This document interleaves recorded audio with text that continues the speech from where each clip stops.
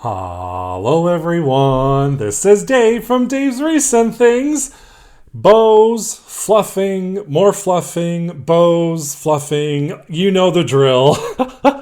Here at Dave's Recent Things, I love number one, making bows. Number two, I love fluffing bows. It's a little bit of an OCD thing for me, but I find it relaxing and I absolutely love it. Now, normally on my channel, you don't see me using any particular bow maker. I usually just use a ruler or I eyeball it to make my bows. Today, that's going to change. Today, I have the Easy Bow Maker, and we're going to create a bow using that bow making tool. Why don't I just get started and I'll show you what I made. And I'm going to be using 2.5 and 1.5 inch wired ribbon. I just got these out of my stash that I had laying around.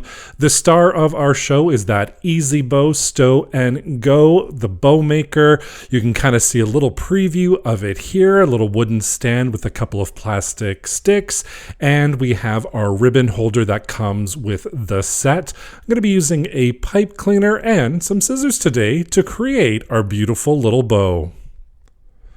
Here is our Easy Bow Stow and Go kit. Like I said, it comes with the bow maker and the ribbon holder. You can see at the center it has 0, 1, 2, 3, 4, all the way up to 7. Those are 1 inch increments. So like let's say you're going to want to use a 4 inch bow, you would go out to the 4 mark, or a 6 inch bow, you would go to the 6 mark. Right in the center, there's 3 plastic little sticks, and the larger 2 ones you can use for larger bows, and the smaller one you can use for smaller bows, like maybe a hair bow or something like that. But we're going to be using the 2 longer ones. First thing I'm going to do is right in the center of the 2 long little sticks hanging there, I'm going to be placing a pipe cleaner. This is a full-length pipe cleaner. I'm going to place that down first. Then what I'm going to do is we're going to start creating a bow, but I'm going to make a tail first, and I'm going to measure out on my little board here 10 inches. So that's 7 inches plus 3 inches is 10. Gather that all together, and we're going to place that right in between those 2 little center stakes. That's going to create our tail on the left.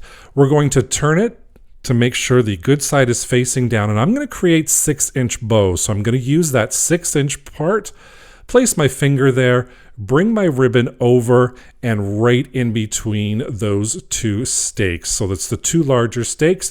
I'm going to make sure it's at the 6 inch mark, hold it down right at the center, and I'm going to flip it over again. So I'm using a twisting motion to make sure my good side is facing down. And then what I'm going to do on the left-hand side is I'm going to measure out 6 as well. So that's going to be a 6 inch bow. And then I'm going to bring that ribbon back right in between those 2 spaces between our center stakes.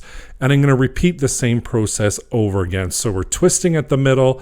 I'm going to hold it down, place my finger at the 6 inch mark, bring my ribbon right across, and I'm trying to show you the ribbon going across because last time I did cover it.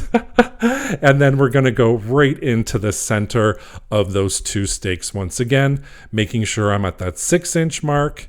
And then we're going to twist one more time and create another loop, which will be the 6 inches. So once we have our finger down, we bring it right to the center in between those 2 stakes. And then we've got our bow almost done. Well, our first section, I should say. What we have is we have 1 and 2 loops on the right-hand side. We have another 1 and 2 loops on the left-hand side plus a tail. So now we're going to make a tail on the right-hand side. And really all I'm going to do, you can see here I had just enough ribbon to make this bow, is all I'm going to do is I'm just going to match it up to the first tail we created, and then I'm just going to cut that ribbon off, the excess ribbon. Now we have our first segment all done with 2 loops on each side and 1 tail. I'm going to take my second ribbon, and this is 1.5 inch wire ribbon. I'm going to measure the tail again and feed that second ribbon in between the 2 stakes as well. And again, now we're going to repeat the same process. So we're going to twist right in the middle. We're going to make sure that good side is facing down.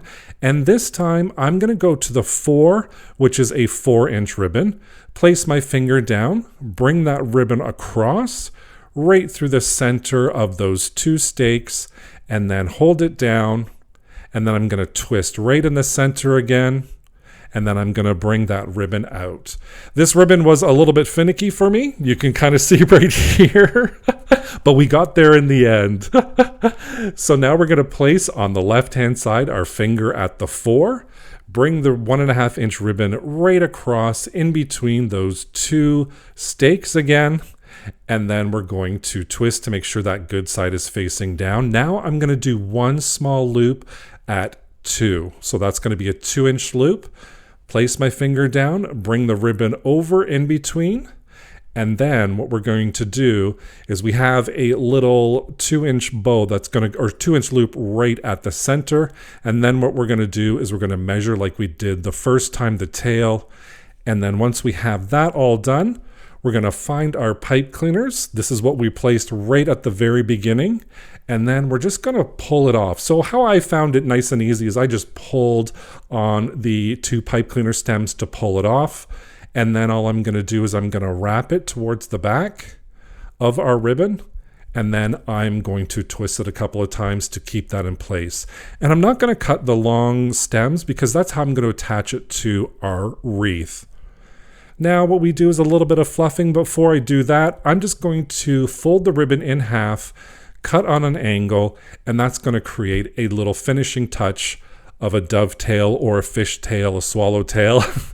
There's so many different names for it. I call it a dovetail, but I'm going to do that for all 4 of my tails, giving it a little finishing touch. And now you all know and you all love that fluffing just as much as I do. So I'm going to spend some time fluffing up that bow. And in the end, we had in the blue color 4 loops, and in the plaid we ended up having 3 loops and 4 tails in total. But at the very end, here is our beautiful little bow all ready for our wreath or our door or wherever you want to hang it.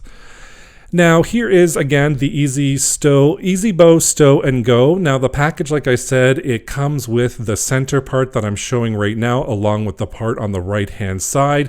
My overall reaction on this, I spent maybe about a week and a half working with this and creating bows, and I did like it. You've seen all my videos before. This is the first time I'm using a tool. It is highly recommended by me if you have, let's say, maybe arthritic hands or you can't hold on to a lot of ribbon. This is a great little tool to have, and I am happy to have it in my little arsenal to make all my beautiful bows. And I can't wait to make more videos showing you how to make bows using the Easy Bow. But don't worry, I will show you still how to create bows without a bow making tool in the future as well. If you're interested, I'll provide a link right down below for you to purchase your own little easy bow maker.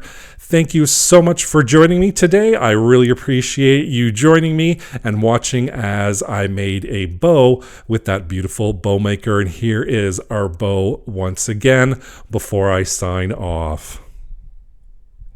Thank you so much for joining me today and watching today's video. Don't forget to subscribe and hit that notification bell so you can be notified whenever I upload a new video. Thank you so much for watching. Take care. Bye for now.